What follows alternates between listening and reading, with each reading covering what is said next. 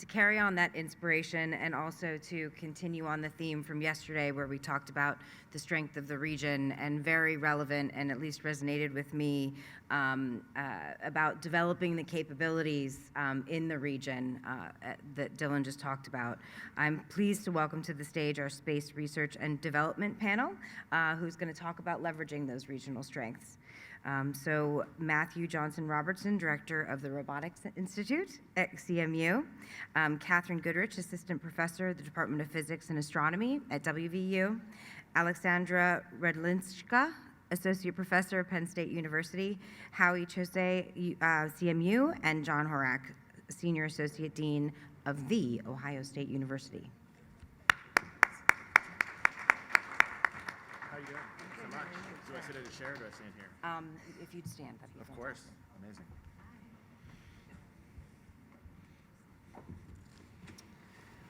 Hi, everybody. Thank you so much for joining us. Really honored here to be hosting this illustrious panel of very smart people. I myself know vanishingly little about space, so you're going to be hearing mostly from them, with hopefully me trying to help out here.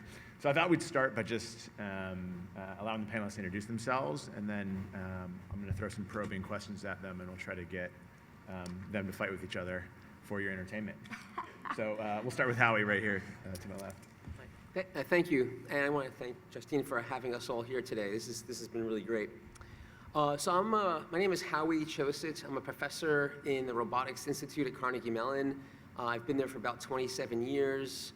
Like many of my colleagues, we have a nice comprehensive research programming that goes from basic science all the way to application and deployment. And I'm one of a handful of people that do space robotics as well. Good morning, everyone. Aleksandra Radlinska from Penn State University. I'm a civil engineer by training. So I'm waving to all the students thinking, how can you be a civil engineer and your career lead you to space research?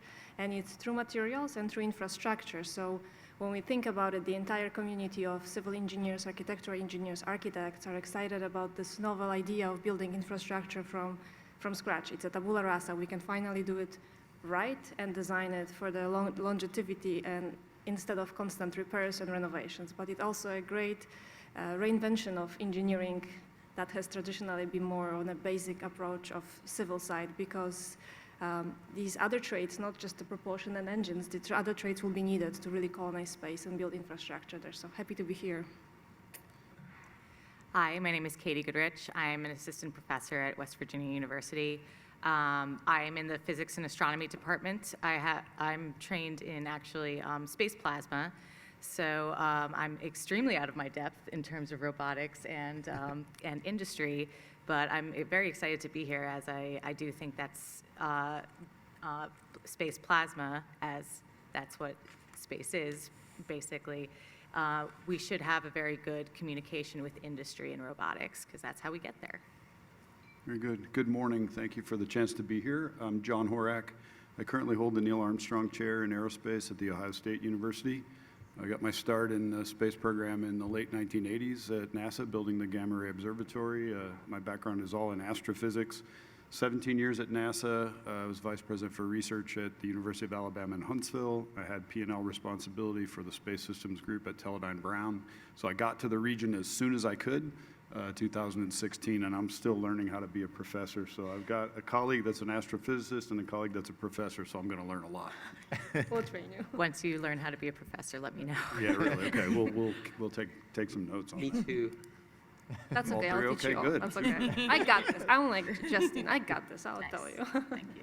I know how to be a professor. I don't know what these guys are talking about. All right, that's why he's in charge. So let me throw the first question, and any panelists feel free to respond. So one of the things that's interesting about this panel, right, is that we have a number of universities in the region. So I'd love to hear what you think are the biggest roles that universities can play in sort of the next 10, 15, 20 years of space research. Is it focusing on the things that we've been doing really well to date, which is, obviously much of the science and engineering that goes into the spacecraft that have gone up, or is it helping to think about new technologies, are there things that we're not thinking about, training, all those kind of things? So I guess, what are the roles of universities? I will start. Okay. I actually think this is pretty simple. For me, research is sort of the very first link in the value chain of prosperity, provided that you can take that research and appropriately contextualize it, and then also figure out how to scale it and monetize it. And not all research will do that, but the research universities that we have in this region may not have the name recognition of any other research university that you might think of with a super reputation, but I guarantee you the quality is equally high. So we are sort of the 1990 Oakland Athletics, right? We're not the most expensive and maybe not the flashiest, but we're super darn good. Our students work hard. And so if we can focus on the right kinds of research, we can put in place the first link in the value chain of prosperity that we're trying to build for the region. Just want to jump on that super quickly. I understand where you're coming from, and I understand the idea of it might not have the same name recognition, but I do wholeheartedly agree that we have an excellent caliber of students. And I will also say that coming from lower positions in those kind of universities, they do have a very different mindset in the sense of they are very, very excited and very willing and motivated to go into industry rather than academia. In fact, in West Virginia University, that is probably the largest goal amongst our physics and astronomy students. So we're actively trying to engage our research to help them succeed in industry. So I was thinking, reflecting the entire conference on the fact that I can get my students excited about bridges and civil infrastructure. They will email me years later saying, I just drove over Bridge XYZ that you showed us and it's amazing. And I thought this is a really great opportunity to make a much better link between the industry and academia. So when I talk to them about the research I do in space, they were like, oh, but it's your research, I don't care about this. But when I come back and I say, hey, I just saw a lander in Pittsburgh and that could be your next job, and go to Keystone Space and look at the scholarships and fellowships that are funded by the industry and can give you summer internship, they will get excited about the research altogether and the future that space research can actually bring and how they can contribute to that through going to industry. So I think one of the other aspects that Keystone will have to do is to link industry and academia so we can tell the students about the opportunities. You can get those bright minds, not look for them, but get them through internship, try them out, and hire them freshly out of the pipeline of the school. Because it's true that we lose our students. We talked, the panelship I was in were the students from West Virginia, and they said, you know, nothing exciting is happening in this area. I am dying to leave. But they don't know how much is happening because no one tells them, and they don't necessarily come here to the conference. So this is our job, to translate all the great achievements we are having here in this room into the classroom. And a lot of us are teaching large classrooms so we can reach the entire year of civil engineering, architecture engineering students, and that's like potential 250, 300 employees, plus architecture and the system design, so that's a population of 500 students that can be easily reached with a simple link saying, hey, go look at those fellowships. Maybe you want to have your next internship in Carnegie Science Museum for those that love education, or robotics, or any other industry that will be developing here in the area. My turn? Sure. Okay, thank you. So let's see. I'll act like a professor and be long-winded and criticize everyone else's comments. So first, Is that a thing I should note? I can criticize other people. Okay. you haven't been a professor. You're not tenured, obviously. So with respect. First, universities, the role we can play. Yes, research, education, entrepreneurship, and outreach. Those are our 4 pillars. In terms of research, Matt asked, should we be playing to our strengths? Should we be trying something new? And my feeling is all of the above. So using Carnegie Mellon as an example, because that's the one I know, we're really good as a group in building robots as well as artificial intelligence. And the way we should play to that strength is, ask yourself, what's the future of automotive engineering, right? The automotive industry right now? The future is going to be some form of self-driving cars. 20 years ago, 30 years ago, we in this region were working on that exact task, that exact application. So we were playing to our strengths then, and we still continue to play to our strengths. And now let's see some initial success. We have many startups that came out of CMU, University of Pittsburgh as well, on this particular industry, and now it's largest probably in Pittsburgh. We have the most number of people in that area. So we should do the same thing for space. What is it that we're very good at now? Can we project into the future, using AI as an example, what that would be, and start playing that role, contextualizing that research. We just can't do whatever we want. Likewise, we also should be trying new things as well, because that's what the universities are there for, to try something new.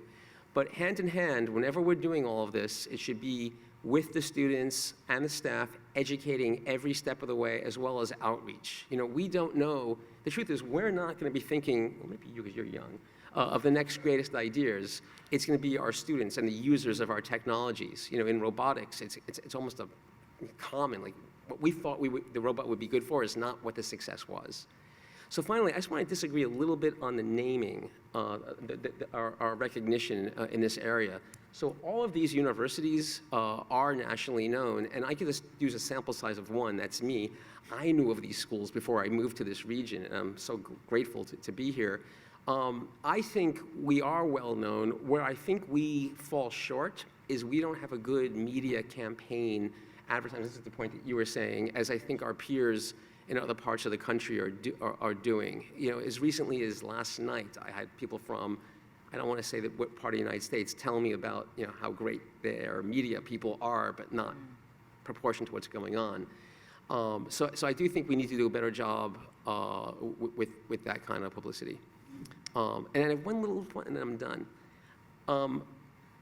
In terms of investment, because this came up in one of the earlier talks, there is a difference between what I'll call the stereotypical Silicon Valley investment versus what I think is the kinds of investments that are being done here. So before I came to Carnegie Mellon, I was working for a startup company. I got my faculty job, I left, and that company then sold for a lot of money.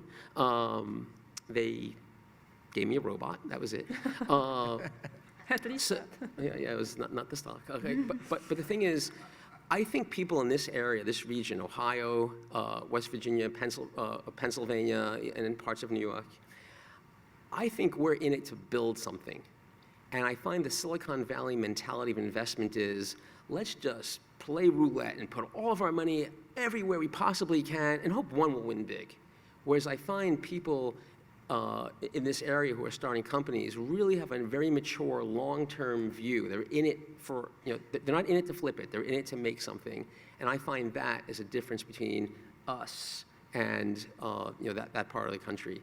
So I'll stop there because I spoke longer than any of you really wanted to hear, but that was what was on my mind, so thank you. Matthew, could you actually repeat the question? Because I think I had another thing that I completely forgot. Sorry. Well, you can fold it into the next one. Okay. Fold it into the next one. Fold it into the next one. Well, let me stay on this point because I think this is a really interesting question about the region, and one of the things I wanted to have the panel talk about was this idea that a couple of you kind of have keyed in on now about the difference in sort of the ethos and the mentality of people in this region versus, and everybody picks on California, so sorry if you're from California, but I think people pick on California for a number of reasons. But I do think that if you think about the Valley versus here, and you think about the structure of investments as how it was highlighting, there are a lot of differences.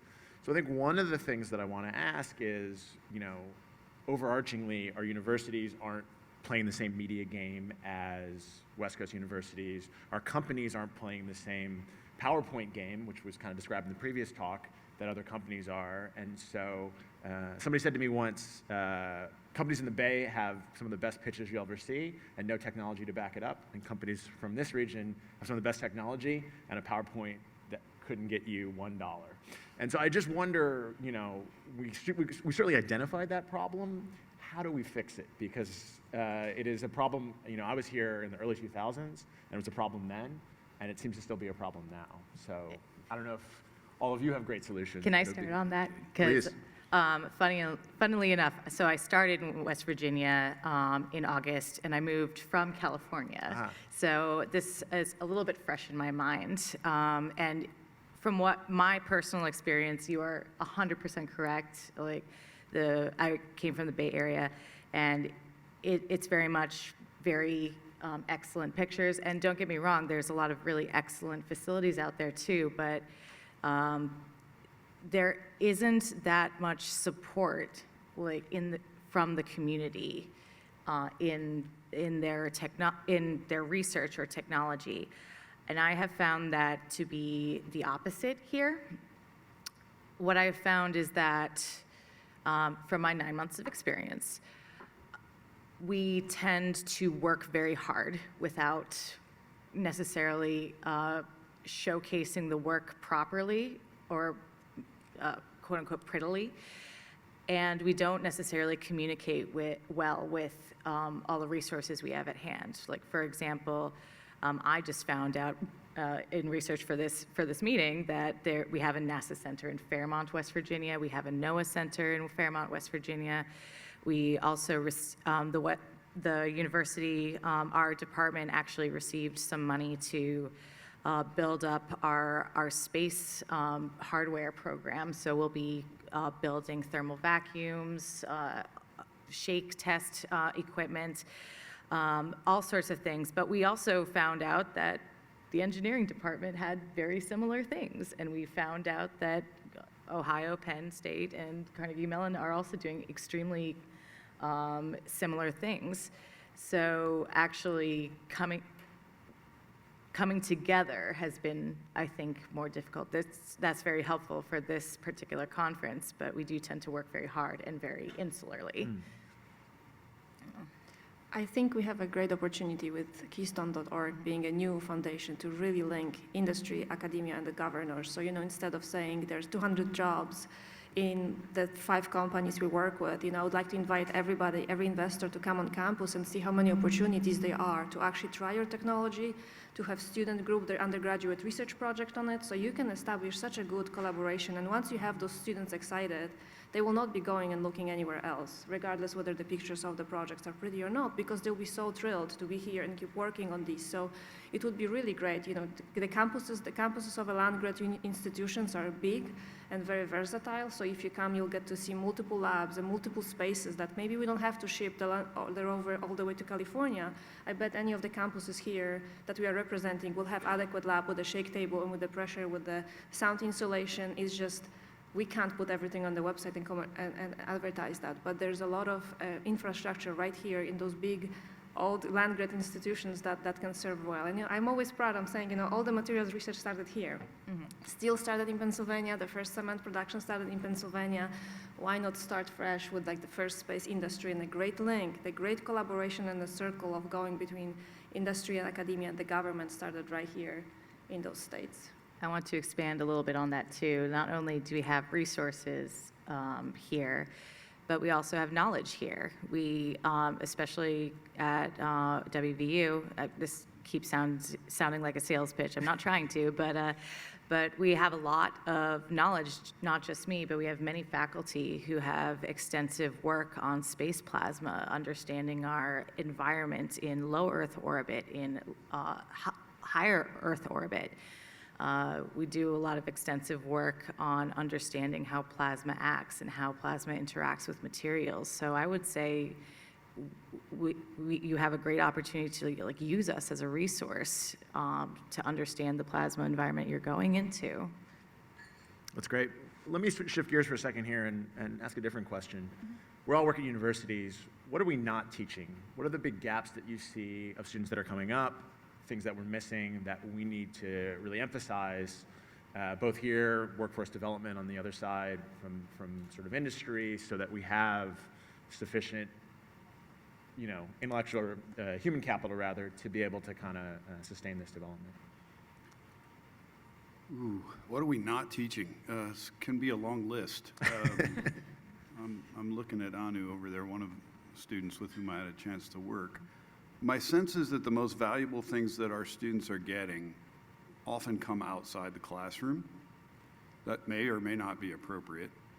There needs to be a certain, I've got to teach you how to, solve a differential equation with the 4th order Runge-Kutta technique, or I've got to teach you, the quadratic formula, or I've got to teach you what the South Atlantic anomaly is. You need to know these things, but somehow to get off your student foot and onto your professional foot requires skills, capabilities, and frankly, practice that you don't get in an environment. So it's really important. I heard the call to action, opening up your organizations for students to get some experience. That's really helpful. Having them actually build something with their hands, like this is what it means to lay up a composite as opposed to know that there's a composite, right? I wouldn't want a dentist that knows a lot about teeth but has never filled a cavity, right? I want somebody that can actually work in my mouth, not just somebody who's an expert on, can spout facts about teeth. So those are the kinds of things that I think we need to focus on to the extent we can, without also so overburdening the student that we say, well, it's just going to take you 5 or 6 years to get through the program, right? That's not going to work either. But it's these things that help you get off your student foot and onto your professional foot, out of the book and into the lab, from your brain into your hands. Those are the things I think we can emphasize more. That's awesome. Yeah, so, I actually wonder if we would all be better off if we started college 2 years after high school.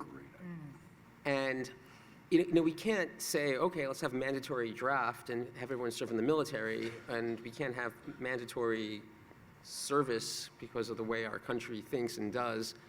But there has to be some way, and I really don't know how, to get that real-world experience before going to college, then go to college, and then while in college, I think the college education will be that much better because of the real-world experience.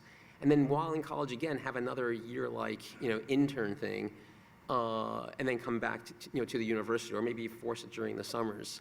But this idea of having this hands-on experience as much as possible, I think is really important. And it's not to the exclusion of losing the fundamentals or the theoretical as well. And I think that's another strength of the schools here, that our programs were established early on, and we still have those large laboratories when we actually allow students to go in. A lot of newer, flashier schools, labs are dirty and messy. It's not the best place to take good photos, and that these are expensive courses. We don't allow more than 20 students in any of the lab groups because we want them to have a real experience. So I think a lot of schools really eliminated these hands-on practice courses, and I think the schools in this area are still believing in that hands-on experience. So we are really training students that know how to work with their hands. And these blends of courses, we could have more future employee-oriented courses when we tell them, you're gonna be designing a robot, and go have an impromptu 4 or 5 week session on how you're gonna approach that. So, Yes, you may. especially in a PhD program, what it ultimately comes to is an apprenticeship, right? You take on a student and they work with you, they apprentice for you, and they learn your trade. We have been in academia pretty hobbled by that. We've been pretty good at creating academics because that's what we are. I'm an academic. Every year I think maybe I won't be, but it hasn't happened yet. But I am very aware that my experience as an academic will not necessarily translate to a PhD graduate who wants to pursue industry or wants to pursue engineering. So in order to but they still do good research and they do good science, and that is a valuable skill in whatever discipline they go into. So just based on the way that the PhD system, at least in space physics, is set up, it really requires a personal connection with the mentor or advisor, and really making or finding an understanding of what is your research, what is your industry, and how can we work together to bring this new generation up. No, that's great. Let me use this as an opportunity to have each of you kind of give us one project from each of your institutions that you think is sort of relevant to this community and that you're particularly excited about, that kind of highlights what you think is going on in the region. We'll start. Yeah, sure, please, Howie. So one project is sponsored by the Air Force or Space Force. It's confusing to me. It's called the Space University Research Initiative, and the goal of this project is to sort of break away from the launch once, use once paradigm. You launch a satellite into space and you use it until it runs out of gas or something breaks. So instead, can we be able to, and this is, I should point out, it's multi-universities, Texas A&M, University of New Mexico, our partners, and Northrop Grumman is our biggest industrial partner, but there are other companies like Redwire, I think is also here, is a partner as well. But the idea is, if your satellite runs out of gas, you fly up to the satellite and install a new navigation system onto that satellite, and voila, you breathe it back to life. The reason why there's some incredible commercial potential here is, so I'm a professor, so I like to ask questions. Does anyone know how many satellites are rotating around the Earth right now? Any guess? 30,000? Any more? Yeah, satellites. 4,000? Any other guesses? It's Price is Right rules, so. Okay, high. so it's 6,000, 6,200. Okay. How many of those work? Half. So think of the trillions of dollars of investments that's floating around the Earth. This is a space garbage problem too, but think of all that money that's sitting there waiting to be rejuvenated. And that's the purpose of this initiative, is to be able to go back and go up into space and breathe life back into dead satellites. And then if we're lucky, we'll also start constructing structures in space as well, because you don't have to pack things. When you launch a structure into space, it has to be very carefully packed. And now you can just put things in a box and throw it into space and unpack it there. Thank you. So we actually built a prototype of the Mars habitat. So you've heard about this before, and some of my team's members are there in the back of the room, and it really happened very organically, and it was a very humbling experience for the professors to realize how little we know and how interdisciplinary research has to be to really go from Earth to space. So it was literally an architect who heard about NASA's Centennial Challenge to build a 3D printed habitat, and he said, I always wanted to design space. This is my chance. And he talked to Sven. Sven is in the room. Sven went on eBay, got us an old ABB robot from automotive industry from Detroit. And between the vision and that first robot and literally handmade every mixture, we started competing in the first stage of the competition and the second. And 2 years later, we were able to build within 5 days the prototype, 1/3 of the scale of the habitat that was printed with concrete, almost entirely autonomously, with actually 2 robots by that time. And I think this is the capital that these big universities with multiple research labs and multiple specialties offer, when we could start step by step, and by everybody chipping in their time, their resources, their lab, their materials, we were actually able to win the second place in that competition. So this enormous talent that is already on those campuses, it just has to be harvested and put into pipeline of this area, as opposed to having these young students that have this variety of experiences go and say, well, I'm looking for a job. I'll go whatever looks the most flashy at the moment, and then it's much harder for them to come back unless there's a big incentive. So once we lose them, it's much more difficult to attract them to return to the area. Okay, so I have a few, but, and you're gonna have to stop me because I might talk about it too much. But, so we are working on right now a strategic mission concept for the Decadal Survey for NASA, which just means that we are working on a mission that is expected to be on the higher class of NASA's calls. It's a solar terrestrial probe mission, a cost cap of maybe $1 billion or so, where we will be trying to plan what we want to study. For science, it's the terrestrial bow shock, and how we're going to design a spacecraft or multiple spacecraft to study them. And we're trying to identify current gaps in technology that we have.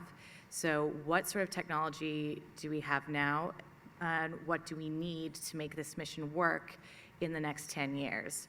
And we came up with a great list, which might be applicable to this group, things that NASA will have to invest in, such as optical communications, high voltage supplies that can sweep energy steps extremely quickly, and also areas or data storage places, because we're just collecting more and more data.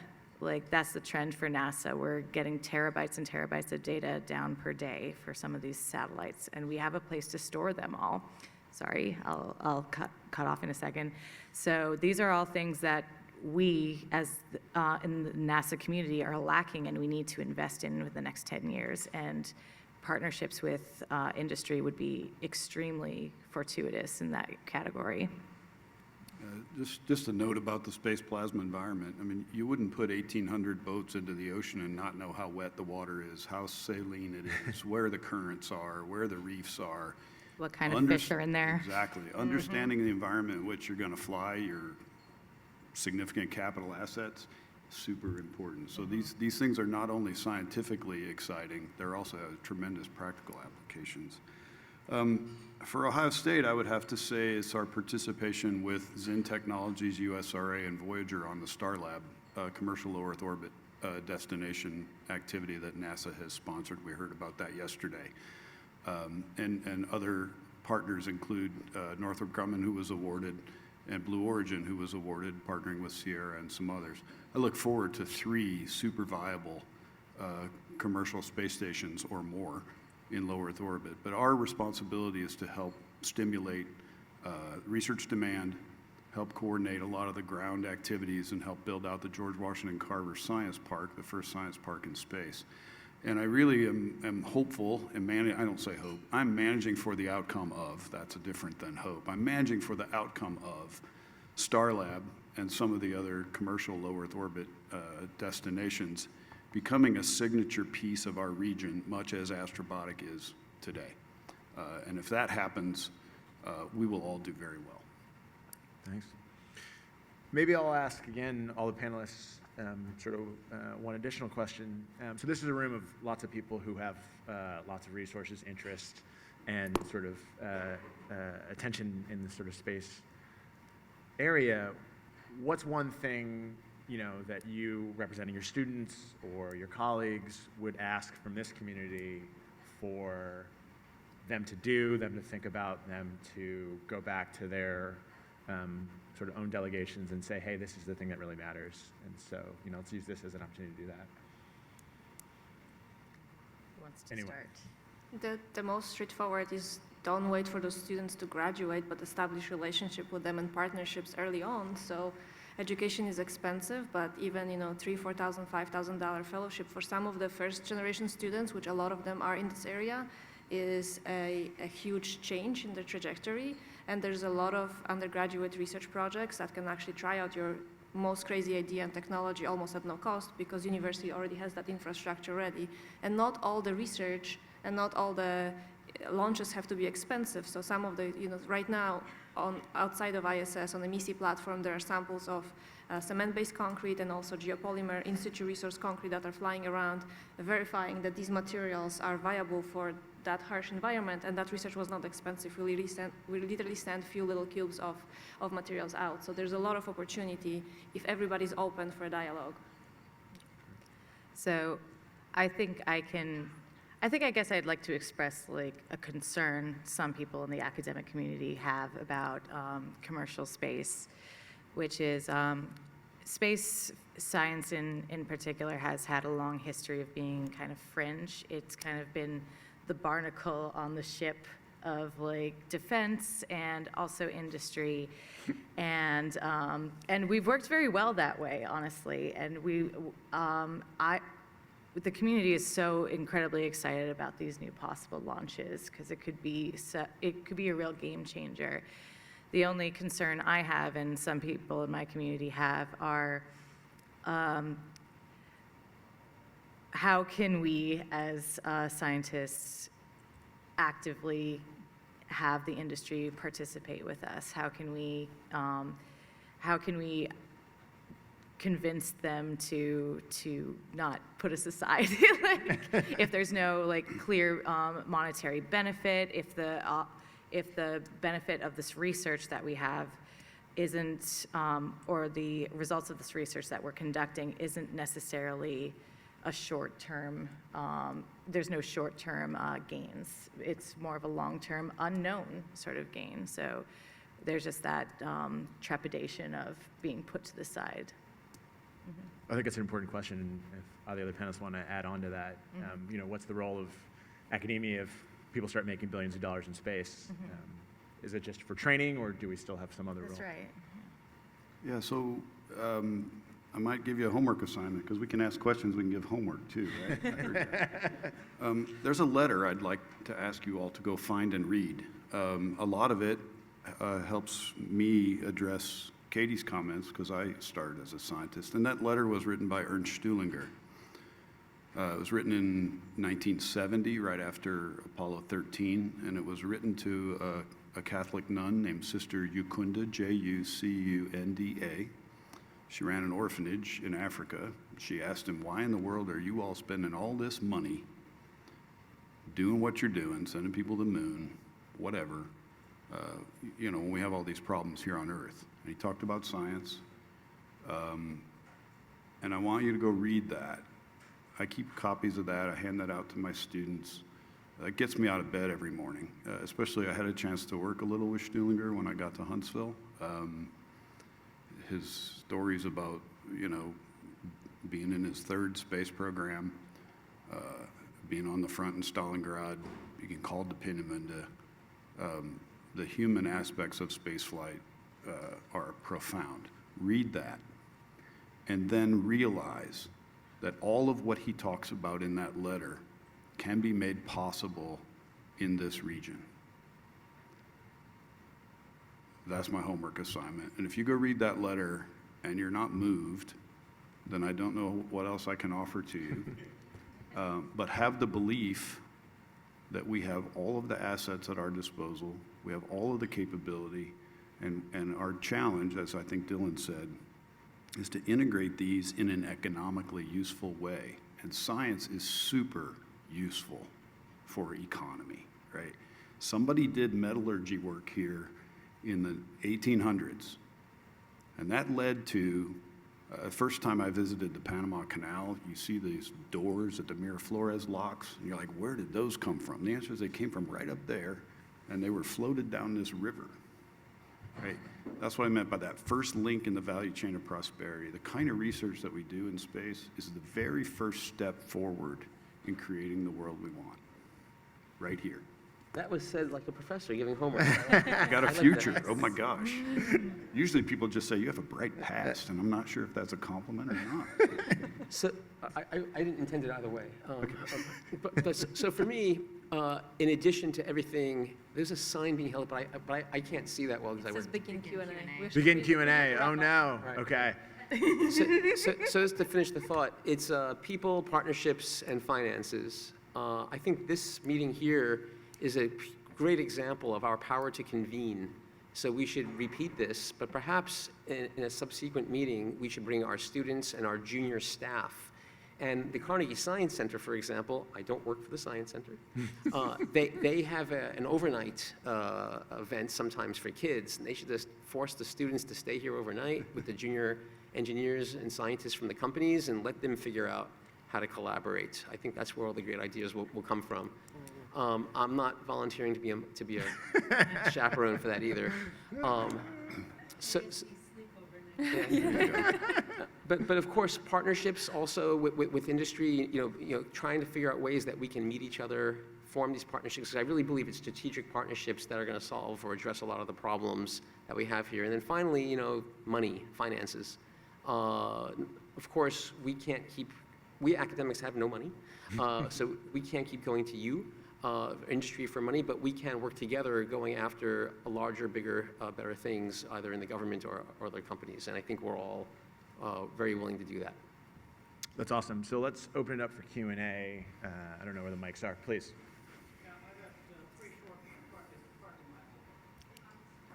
Oh, there's a mic coming. Hold on.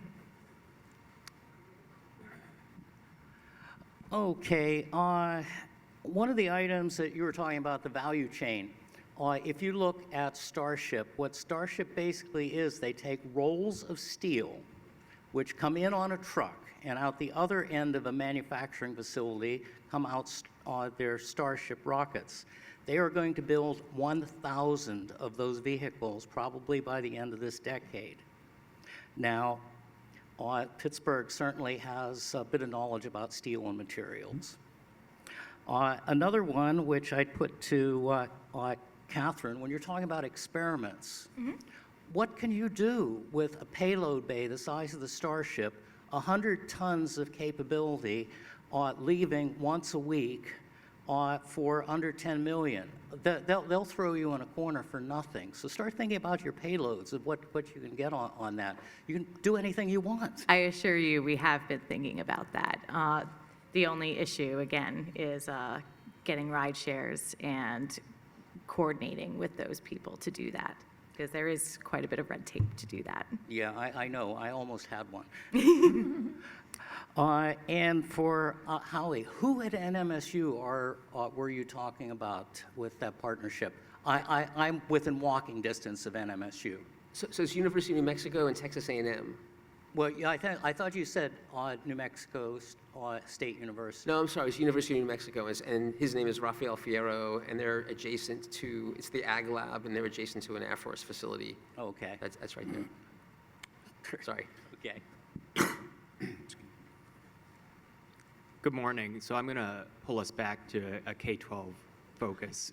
So I really appreciate, Howie, what you said about encouraging high school graduates to spend a couple of years prior to matriculating into undergrad programs. I totally agree with that. And I really appreciate your encouragement of industry partners to increase the number of co-ops and internships for students, because I think that's essential too. I was hugely involved as an undergrad student in research at UPMC, and I know how important those early experiences in the lab were for me. So I always try to encourage bright high school students to pursue opportunities in research labs as well. Across CMU and WVU and Penn State, what sorts of opportunities do you have for high school students to engage in research opportunities? Yeah, so there's actually a little problem with engaging with high school students. So first let me say something that's going on, then I'll tell you the problem. So Carnegie Mellon, my colleague George Cantor and Patty Rote, they mentor this group called Girls of Steel, which is now a K through 12 robotics program that the original intention was to promote STEM education for high school girls, but now it's really just promoting well-being education at all levels for K through 12. It's a phenomenal program. And Girls of Steel, for some of the summer programs, allows boys to participate. So there are other such programs like that at that are out of Carnegie Mellon in which you can participate. But now let's get to your specific point about research. I used to hire high school students into my group on a regular basis. In fact, one of my high school students, who's like 33 years old now, just hired me to work on a space project with him. So it was quite the investment for me. Mm-hmm. However, Pennsylvania passed a law after the Sandusky stuff that says if a minor is going to work in your lab, everyone in that vicinity has to have clearance. And that made it impossible for me to take on high school students under the age of 17 or 17 and a half, I forget which. So I don't have a good explanation now, other than make high school students graduate a year later maybe.